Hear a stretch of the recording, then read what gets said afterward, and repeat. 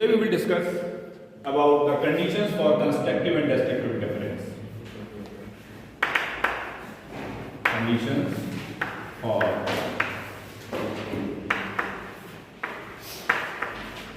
constructive and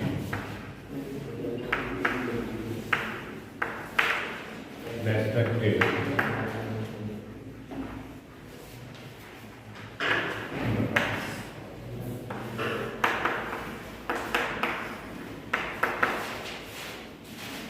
देखिए last time young double slit experiment जो हम लोगों ने डिस्कस किया था तो आपको बताया था कि स्क्रीन के ऊपर कुछ जगह मैक्सिमा मिलता है और कुछ जगह मिनिमा मिलता है, लेकिन मैक्सिमा और मिनिमा का मिलना इस बात पर डिपेंड करेगा कि जो वेव सुपर इम्पोज हो रही हैं वो किस तरीके से हो रही हैं, क्या वो सेम फेज में है या फिर वो अपोजिट फेज में है।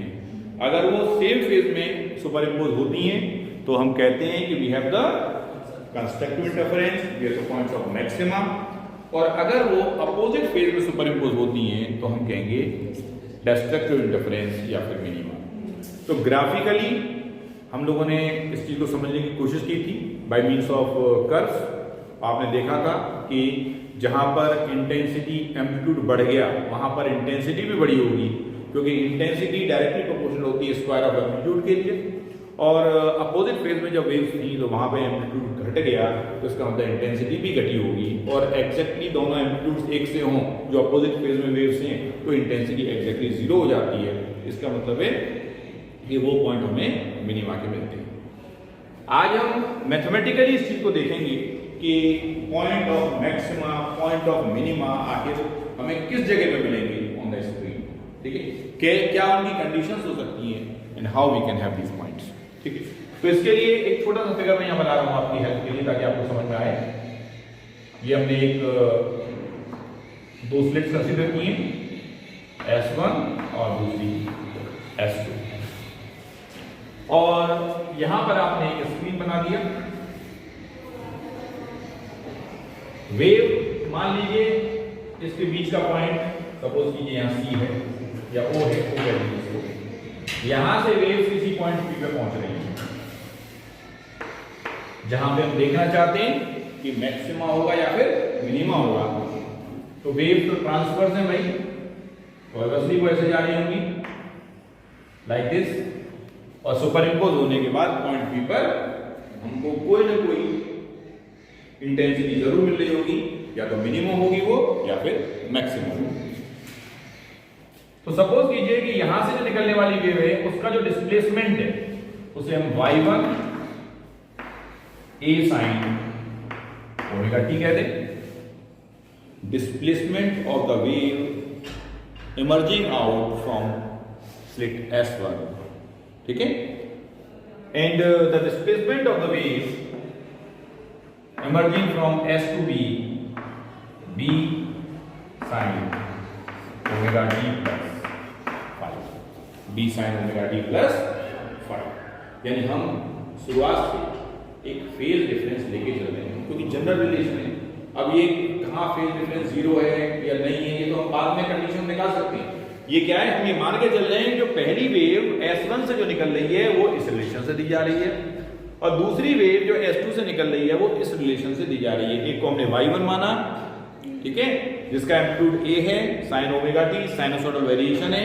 दूसरे को हमने y2 माना जिसका एम्पलीट्यूड b है और वेरिएशन उसका भी साइनसोइडल है, लेकिन वो आउट ऑफ फेज है। आउट ऑफ फेज का मतलब है ये लीड कर रही है 5 फेज एंगल से, this is leading this wave bye phase angle 5।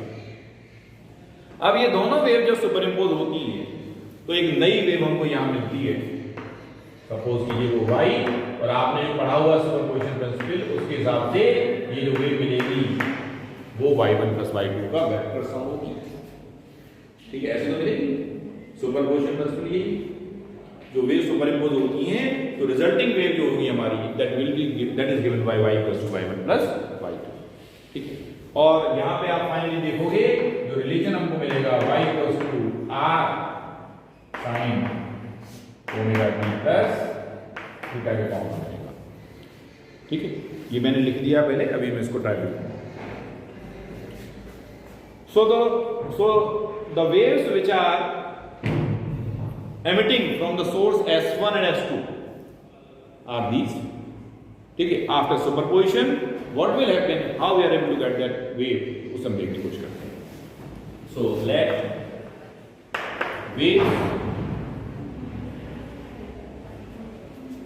from S1 and S2 be y1 a sin omega t and y2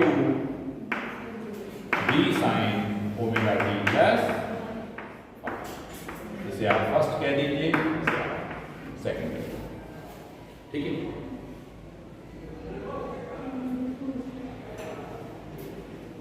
अब ये दो वेव्स जब सुपर इंपोज होंगी तो एक नई वेव मिलेगी.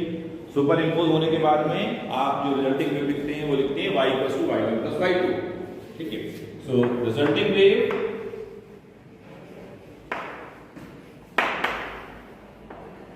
आफ्टर सुपर इंपोजिंग,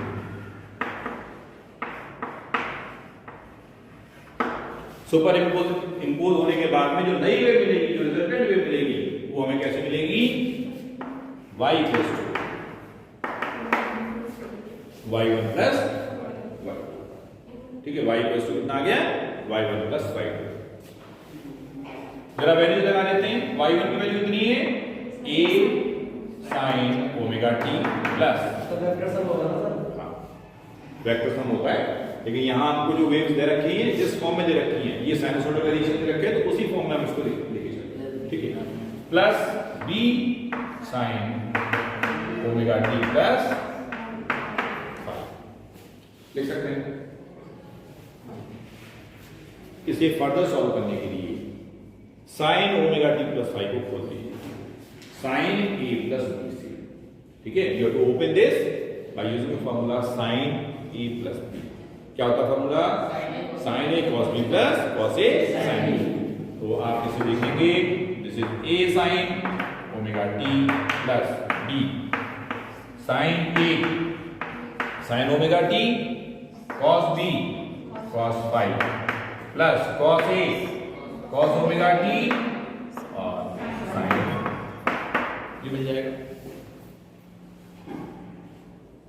अब देखिए, इसके अंदर sin ओमेगा t है, इसके अंदर sin ओमेगा t है. इन दोनों टर्म्स को एक साथ कर लेते हैं और इस टर्म को अलग कर लेते हैं जो कि cos ओमेगा t वाला है. तो इसको हम अगर रीअरेंज करें, you have a plus b cos phi and outside the bracket sin omega t. In the same manner here also sin phi cos omega. या क्लियर, इसे कह दीजिए set. This is the question number 3.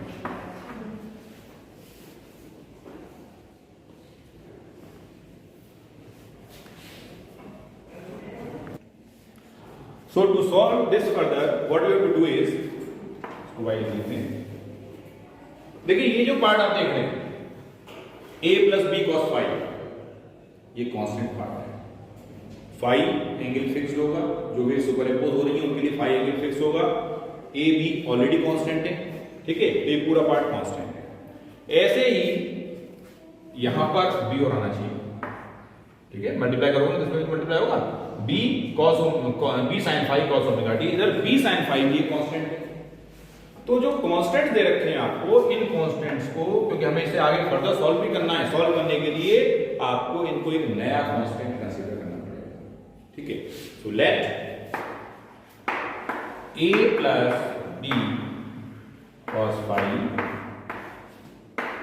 Is r cos theta, इसको हमने r cos theta मान लिया, and b sin phi is equals to r sin theta. और इसको कह दीजिए आप इक्वेशन नंबर 6. अलग अलग नाम लेते हैं, ए कह देते हैं, इसको बी कह देते हैं, क्योंकि इनका कोई यूज एक ही जगह होना, बाकी इसको बाकी और चले. ठीक है, इसको ए और बी नाम देते हैं. चाहते क्या है, हम चाहते हैं कि जो हमें रिजल्टिंग वेव मिले उसकी कोई ना कोई स्टैंडर्ड फॉर्म जरूर हो, ताकि हम ये देख के कह पाए कि जो हमें रिजल्टिंग वेव मिल रही है वो भी कुछ ऐसी ही है जैसे कि हमारी सुपर इम्पोजिंग वेव थी। अब इस इक्वेशन को देख करके ज्यादा आइडिया हमें नहीं हो पा रहा है, इसलिए हमारी कोशिश ये है कि इस इक्वेशन को सिंप्लीफाई करके कुछ ऐसे लाओ कि वो ऐसे ही दिखे, ताकि हम कह सकें कि जो वेव सुपर पोजिशन के बाद मिल रही है वो भी साइनसॉइडल है, उसका एम्पलीट्यूड इतना है, उसका फेज एंगल इतना है, सारी चीजें वहां पर क्लियर होनी चाहिए। यहां से देख करके उससे सारी जानकारी नहीं दी जा सकती, इसलिए हमको फर्दर एज्यूम करके इसको सॉल्व करने की जरूरत है। ठीक है, अब क्या करें, ए और बी को तीसरी में इस्तेमाल करते हैं using A and be in equation third. So what you have,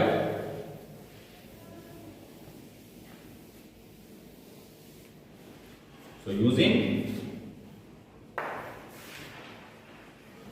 A and B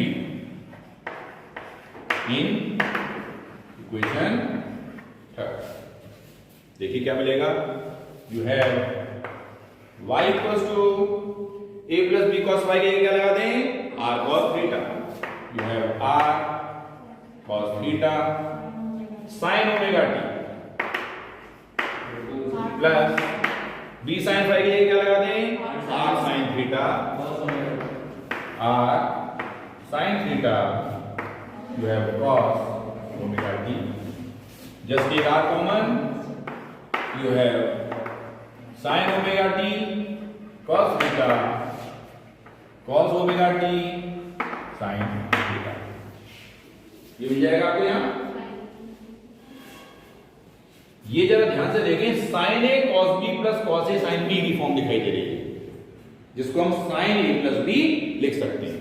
so you have r कितना मिल जाएगा, ये sin omega t plus theta, this is y। जैसी इक्वेशन हम चाहते थे वैसी इक्वेशन अब आपके सामने है स्टैंडर्ड फॉर्म में, y equals to r sin omega t plus theta.